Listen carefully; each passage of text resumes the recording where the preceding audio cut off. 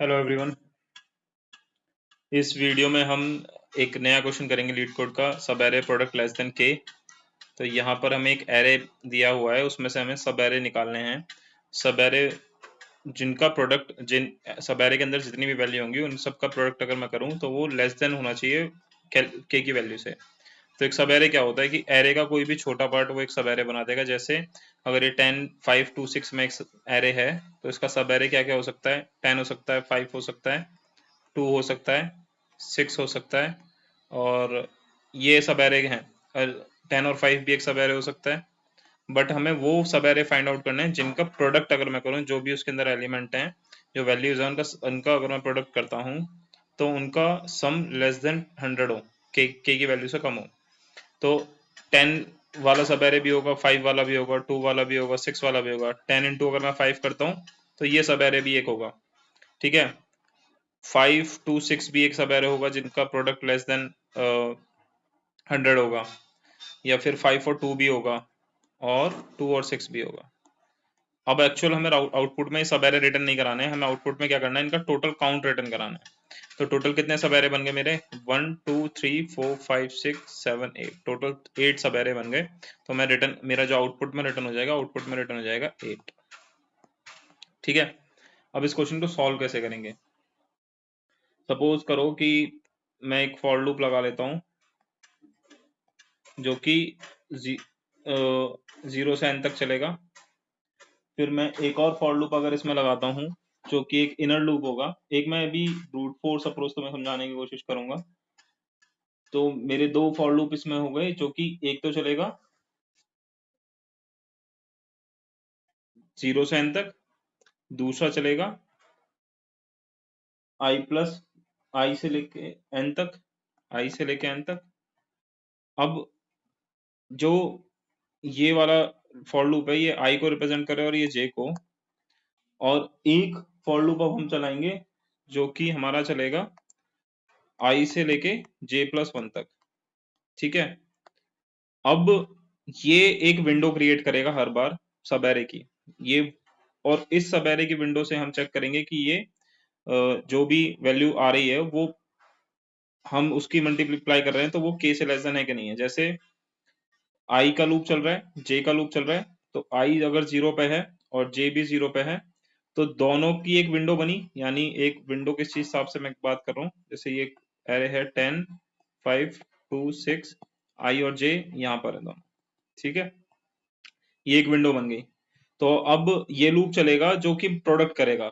Product नाम का अगर एक वेरिएबल हो हमारे पास, ठीक है।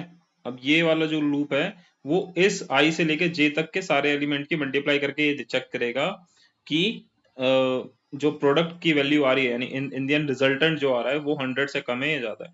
तो भी i और j की वैल्यू कहाँ तक है? वो सिर्फ 10 है। तो प्रोडक्ट की अगर वैल्यू 1 है, प्रोडक्ट इक्वल टू 1 है, तो 1 इंटू 10 में कर दूंगा तो मेरा रिजल्टेंट होगा 10। तो मैं मुझे ये पता चल जाएगा कि भाई ये 10 जो है ये एक सब एरे बन सकता है। ये एक सब एरे है जो जिसका वैल्यू k से छोटा है। तो मैं क्या करूंगा, काउंट को +1 कर दूंगा। काउंट को क्या कर दूंगा? +1 कर दूंगा। फिर 10 यहाँ पर रहेगा, i की वैल्यू 0 रहेगी, j की वैल्यू 1 हो जाएगी। अब हम क्या करेंगे, 0 से लेके 1 तक चेक करेंगे। तो 0 और 1 के बीच में एक सब एरे बनेगा 10 और 5 का। फिर हम मल्टीप्लाई करेंगे 10 और 5 की, 10 इंटू 5 करेंगे। फिर हमने चेक किया, ये हो गया 50। थर्ड वाला लूप क्या कर रहा है? थर्ड वाला लूप इस विंडो में मल्टीप्लाई करवा रहा है। ये जो विंडो बन रही है ना हर बार i और j के बीच की, इस विंडो में मल्टीप्लाई करवा रहा है। इन दो इंडेक्सेस के बीच में, i और j के बीच में जितने भी एलिमेंट है उनकी मल्टीप्लाई करेगा। तो अब तुम देखो यहाँ पर ये 3 लूप बन गए, जिसमें ये लूप भी चल रहा है, ये भी लूप है और ये भी लूप है। यानी हमने 3 नेस्टेड लूप लगाए हैं। ऑलमोस्ट हमने 3 नेस्टेड लूप लगाए। ठीक, अगर मान लो एक ऐसा एरे होता जिसका यहाँ से लेके, मान लो इसमें होता 1 2 3 4 1, कुछ इस तरीके का एरे होता। इन सब की अगर मैं टोटल मल्टीप्लाई करूं तो ये k से छोटा होगा। तो उस केस में ये वाला लूप, यानी वर्स्ट केस में ये वाला लूप भी फुल 0 से, यानी i की वैल्यू 0 से लेके j की वैल्यू n तक, यानी सबसे लास्ट तक जाएगा। तो इस केस में ये वाला लूप भी n टाइम्स चल रहा है, ये वाला लूप भी n टाइम्स चल रहा है और ये वाला लूप भी n टाइम्स चल रहा है। तो हमारी जो टोटल टाइम कॉम्प्लेक्सिटी हो जाएगी वो big O of n cube हो जाएगी, जो कि एक बहुत ज्यादा टाइम कॉम्प्लेक्सिटी है। अब इसको ऑप्टिमाइज कैसे करेंगे? हम इसको ऑप्टिमाइज करने के लिए हम क्या कर सकते हैं? हम इसको ऑप्टिमाइज करने के लिए क्या करेंगे? हम टू पॉइंटर अप्रोच का यूज करेंगे। ठीक है, हम क्या करेंगे? टू पॉइंटर का यूज करेंगे। अब टू पॉइंटर अप्रोच में हम क्या करेंगे? हम इसमें सेम डायरेक्शन में पॉइंटर मूव कराएंगे दोनों के दोनों, और उसके थ्रू से सॉल्व करने की कोशिश करेंगे। जैसे अगर मेरा एरे होता है ये 10, 5, 2, 6 और k की वैल्यू क्या दी हुई है? k की वैल्यू दी हुई है 100। अब मैं दोनों पॉइंटर को यहाँ बैठा लूंगा। क्या करूंगा? दोनों पॉइंटर को सेम डायरेक्शन में बैठा लूंगा।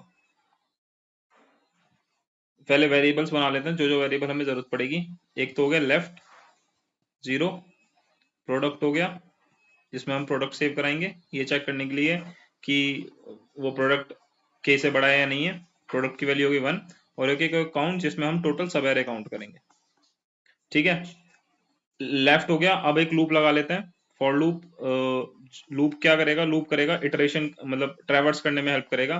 तो लेफ्ट मेरा यहाँ आ गया और मेरा एंड यहाँ आ गया। अब एंड हमें हेल्प करेगा ट्रैवर्स कराने में।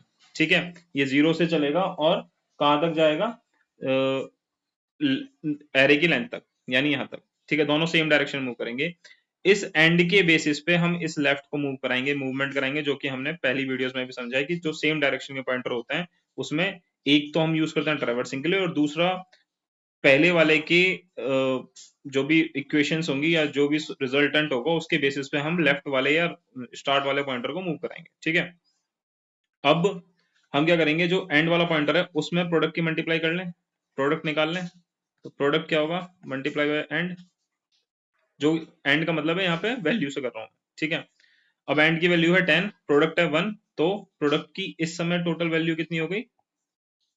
प्रोडक्ट हो गया हमारा 10। ठीक, प्रोडक्ट 10 हो गया।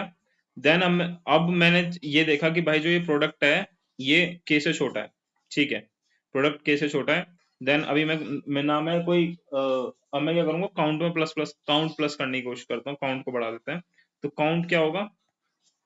काउंट होगा count plus right, not right, and minus left plus 1। ठीक है, अब काउंट की वैल्यू है 0, एंड भी अभी हमारा 0 पे है, लेफ्ट भी हमारा 0 पे है, और प्लस 1 से हो गया काउंट की वैल्यू कितनी हो गई? काउंट की वैल्यू हो गई 1। काउंट हमारा इस समय कितना हो गया? काउंट हो गया 1। ठीक, काउंट हो गया 1। अब हमने अब एंड तो इटरेशन कर रहे हैं, एंड की वैल्यू अभी 0 थी, अब एंड की वैल्यू कितनी हो गई? एंड की वैल्यू हो गई अब 1। अब यहाँ पर एंड यहाँ नहीं रहा, अब एंड हो जाएगा हमारा कहां पर? यहाँ पर। अब प्रोडक्ट में ऑलरेडी ये वाली वैल्यू पड़ी हुई है। ठीक है, अब प्रोडक्ट में क्या होगा? तो प्रोडक्ट क्या हो जाएगा? 10 इंटू 5। प्रोडक्ट की वैल्यू हो गई अब 10 से हट के कितनी? 50। प्रोडक्ट कितना हो गया? 50 हो गया। अब हमने 50 को चेक किया, क्या ये k से छोटा है? k से छोटा है। ठीक है, अब हम क्या करेंगे? जब k से छोटा है तो अब हम फिर से काउंट कर देंगे। काउंट करेंगे तो काउंट क्या होगा? काउंट की ऑलरेडी +1 वैल्यू है, एंड अब इस समय कितना है? 1 है। लेफ्ट कितना है? 0 है, +1 कर देंगे, टोटल काउंट की वैल्यू कितनी हो जाएगी? 3 हो जाएगी। अब काउंट की वैल्यू टोटल कितनी हो चुकी है? 3 हो चुकी है। अब ये 3 कैसे काउंट हो गया? 3 इस तरीके से हो गया कि हमने 3 आने का रीजन क्या हुआ? एक तो ये वाला 10 जो सिंगल वैल्यू हमने देखा था ना, सब एरे में सिंगल 10 भी आएगा, सब एरे में सिंगल 5 भी आएगा, और एक सब एरे में 10 और 5 भी आएगा। तो हमने ये तीनों काउंट कर लिया। ठीक है, फिर क्या होगा उसके बाद? ये एंड एक पोजीशन मूव कराएंगे आगे, एंड आ गया यहाँ पर क्योंकि इटरेशन चल रही है एंड की, और एंड में लूप लगा रखे, तो एंड अब हो गया, एंड की वैल्यू हो चुकी है अब कितनी? 2। अब जैसी 2 हुई तो हमने यहाँ पर 2 की मल्टीप्लाई करी, जैसी 2 की मल्टीप्लाई करी तो ये हो गया 100। प्रोडक्ट की वैल्यू अब इस समय कितनी हो गई? 100, जो कि इक्वल है के, जो क्या है? के इक्वल है। अब ये के आगे इक्वल, क्वेश्चन क्या कह रहा है? लेस देन के चाहिए उसे, उसे के इक्वल नहीं चाहिए, ना ही के से बड़ा चाहिए। अब जैसे ही के इक्वल होगा तो हम क्या करेंगे? जो सबसे लेफ्ट हैंड साइड पे वैल्यू है उसको प्रोडक्ट से निकाल देंगे। क्यों निकाल देंगे?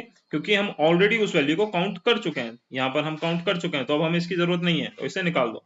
तो अब जैसे ही निकालेंगे तो हम एक वाइल की कंडीशन लगा देंगे कि जब तक प्रोडक्ट जो है वो ग्रेटर या इक्वल है के तब तक प्रोडक्ट में से क्या करो, प्रोडक्ट में से डिवाइड कर दो लेफ्ट की वैल्यू को, और लेफ्ट को कर दो प्लस प्लस। भाई हमें एंड तब आगे मल्टीप्लाई करना है जब प्रोडक्ट के से छोटा हो जाएगा, बट अभी तो प्रोडक्ट के बराबर आ चुका था, तो हमने क्या किया कि भाई जब तक ये काम करो जब तक जो प्रोडक्ट है वो के से छोटा ना हो जाए। अब जैसे ही प्रोडक्ट हुआ 100 जो कि इक्वल है के, तो ये क्या करेगा, प्रोडक्ट में से डिवाइड कर देगा 10। लेफ्ट पे लेफ्ट इंडेक्स किस कौन सी वैल्यू को रिप्रेजेंट कर रहा है, 10 को। डिवाइड हुआ तो आउटपुट आ गया 10, यानी अब प्रोडक्ट की वैल्यू फिर से हो गई 10। प्रोडक्ट की वैल्यू हो गई 10। 10 कैसे हुई? क्योंकि जैसे ही मैंने ये वाली वैल्यू डिवाइड करी तो अब मेरे पास ये विंडो बची है, मेरा लेफ्ट आ जाएगा यहां पर और एंड आ गया यहां पर, ठीक। और उसके बाद काउंट को कर देंगे plus, count plus and. And कितना है 3, एंड कितना है 2 है, लेफ्ट कितना है 1 है, प्लस 1, तो काउंट हो गया 5। काउंट 5 कैसे हो गया? 3 तो ये ऑलरेडी हो चुके थे, देन एक 2 भी लिया हमने और 5 और 2 भी लिया हमने, ठीक है। काउंट हो गया 5। अब नेक्स्ट क्या करेंगे, हम एंड को एक और आगे बढ़ाया। अब एंड जब आगे बढ़ेगा तो एंड यहां से हटेगा, एंड आएगा यहां पर। एंड जैसे यहां पर आया तो प्रोडक्ट की वैल्यू कितनी हो गई? प्रोडक्ट हो जाएगा इसको यहां से हटाओ, प्रोडक्ट हो चुका होगा अब 5 इंटू 2 10, 10 इंटू 6 यानी 60 हो गया प्रोडक्ट। अब प्रोडक्ट की वैल्यू होगी 60। अब प्रोडक्ट हो गया हमारा 60, 6 एंड 0, प्रोडक्ट हो गया हमारा 60, ठीक है। प्रोडक्ट हो गया 60, प्रोडक्ट की वैल्यू 60 है। अब 60 हमने चेक किया, वाइल लूप में चेक हुआ कि ये प्रोडक्ट के से बड़ा है, के से बड़ा नहीं है। के से बड़ा नहीं है तो क्या करो, काउंट फिर से बढ़ा दो। काउंट फिर से बढ़ाएंगे तो क्या होगा, तो अब काउंट हो जाएगा। काउंट जब हम बढ़ाएंगे तो क्या होगा, काउंट की अभी करंट वैल्यू है 5, तो 5 प्लस एंड की वैल्यू है इस समय 0 1 2 3 माइनस लेफ्ट है 1 प्लस 1 माइनस हुआ और काउंट हो गया 8। काउंट हो गया 8। अब जैसे ही एंड आ गया सबसे लास्ट इंडेक्स पे, एंड का लूप कहां से कहां तक चल रहा, एंड चल रहा था 0 से n तक, n-1 तक, ठीक है। अब जैसे ही हम लास्ट इंडेक्स पे पहुंचे तो हमारा लूप एग्जिट करेगा। उस समय काउंट की वैल्यू कितनी है 8, और हम रिटर्न क्या करा देंगे 8। अब 8 बाकी हमने 5 तो देखी थी, अब 3 क्या क्या आएंगी, 3 वैल्यू आएंगी 2 और 6 की, 5 2 6 की और 6, ये 3 और वैल्यू ऐड हो जाएंगे, ठीक है। क्वेश्चन समझ में आया? अब इसका एक बार हम क्या करते हैं, इसको लीड कोड पे रन करके देख लेते हैं ताकि क्लैरिटी आ जाए। रन कराते हैं। अब यहाँ पर देखते हैं हमने क्या देखा था कि सबसे पहले एक बेस केस लिख लेते हैं, if k is less than equal to 1 then return 0, ठीक है। क्योंकि कंस्टेंट हमें दे रखे हैं कि वो लेस देन इक्वल टू 1 से लेके 1000 तक रहेगा। फिर हम क्या करते हैं, लेफ्ट लिख लेते हैं, एक लेफ्ट नाम का वेरिएबल बना लिया और एक प्रोडक्ट बनाया जिसमें हम प्रोडक्ट सेव करेंगे, और एक बनाया काउंट जिसके अंदर हम टोटल काउंट सेव करने वाला है। फिर हमें एक फॉर लूप लगाना है जिसमें हम जो हमारा लूप चलेगा इटरेट करेंगे जो उसके लिए इटरेशन के लिए, ठीक है, नम्स डॉट लेंथ तक, और राइट हो जाएगा प्लस प्लस। इसके बाद अब हमें क्या करना है कि हमें प्रोडक्ट करना है। सबसे पहले प्रोडक्ट करेंगे, किसको प्रोडक्ट करेंगे, उस वैल्यू को जो राइट के साथ है अभी, राइट के साथ, ठीक है, नम्स ऑफ राइट। अब ये क्या करेगा, ये प्रोडक्ट करेगा। देन हम चेक करेंगे while product is greater than equal to k. अगर प्रोडक्ट बड़ा हो जाता है तो क्या करना है, प्रोडक्ट अगर बड़ा हो जाता है तो हम क्या करेंगे, जो लेफ्ट वाली विंडो सबसे लेफ्ट वाली वैल्यू को डिवाइड करेंगे। जब अभी हमने देखा था कि लेफ्ट से जो वैल्यू है हम उसको डिवाइड कर देंगे, तो प्रोडक्ट डिवाइड इक्वल टू के, सॉरी नम्स ऑफ लेफ्ट, और लेफ्ट को कर देंगे प्लस प्लस, अगर ये नहीं रहता तो हम क्या करेंगे, काउंट करेंगे। काउंट करेंगे कैसे, count equal to count plus right minus left plus 1, ठीक है। और रिटर्न क्या कराना है, रिटर्न हम करा देंगे काउंट।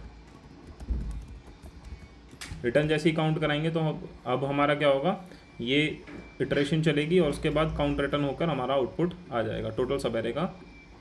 इसको रन करा के देखते हैं। रन कराया तो दोनों टेस्ट केस पास हो गए। इसके बाद ये सब इसे करते हैं सबमिट। सबमिट किया तो हमारे ऑल 98 टेस्ट केसेस पास हो गए। ठीक, होपफुली क्वेश्चन समझ में आया होगा, और क्वेश्चन समझ में आया तो वीडियो को लाइक करना मत भूलना और चैनल को सब्सक्राइब भी करो।